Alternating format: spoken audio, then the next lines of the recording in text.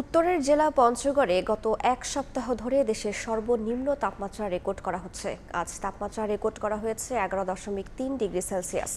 আকাশ পরিষ্কার থাকায় কুয়াশা কম থাকলেও শীত অনুভূত হচ্ছে। এ বিষয়ে বিস্তারিত জানাতে পঞ্চগড় থেকে যুক্ত হচ্ছেন সহকর্মী সোহাগ হায়দার। সরাসরি যাচ্ছি তার কাছে।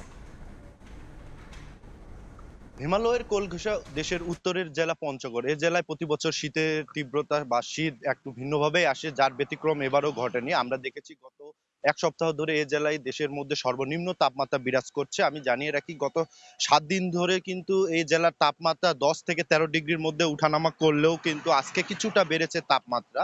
আজকে সকাল 6টায় দেশের মধ্যে আজকে সকাল 6টায় কিন্তু তাপমাত্রা রেকর্ড হয়েছে 11.3 ডিগ্রি সেলসিয়াস তাপমাত্রা। তবে গতকাল আমরা জেনেছি যে দেশের মধ্যে সর্বনিম্ন যে তাপমাত্রা সেটা কিন্তু ছিল 10.9 ডিগ্রি সেলসিয়াস।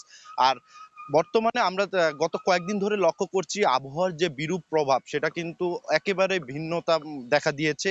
দিনের বেলা একটি গরম আবহাওয়া থাকছে, ঝলমলে রোদ থাকছে, এবং সন্ধ্যার পর থেকে কিন্তু সকাল পর্যন্ত ঘন কুয়াশায় চারপাশ ঢেকে থাকছে।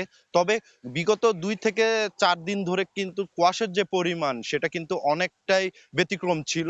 ঘন কুয়াশার পরিমাণ অনেকটাই কম ছিল, তবে আজকে খানিকটা কুয়াশা লক্ষ্য করা যাচ্ছে। একই সাথে যে শীতের কনকনে অনুভূতি, পাহাড়ি হিম বাতাস সেটা কিন্তু অব্যাহত রয়েছে।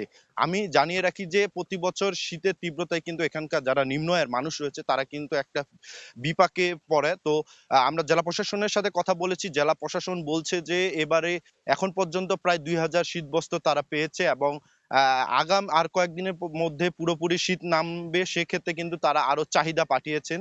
তবে সার্বিক বলা যায় যে পঞ্চগড়ের শীতের তীব্রতা সেটা কিন্তু ধীরে ধীরে বাড়তে শুরু করেছে। আমরা একই সাথে লক্ষ্য করেছি যে সন্ধ্যার পর থেকে কিন্তু রাত পর্যন্ত ঘন কুয়াশায় ঢেকে থাকছে চারপাশ। তবে আরেকটি বিষয় বলে রাখি যে শীতের তীব্রতা বা প্রকোপ বৃদ্ধির সাথে সাথে কিন্তু এখানকার হাসপাতালগুলোতে কিন্তু শীতজনিত রোগীর সংখ্যা বেড়েই চলেছে। তো এ ছিল আমার কাছে পঞ্চগড় থেকে শীতের সর্বশেষ খবর। সরাসরি যুক্ত ছিলাম পঞ্চগড়ে।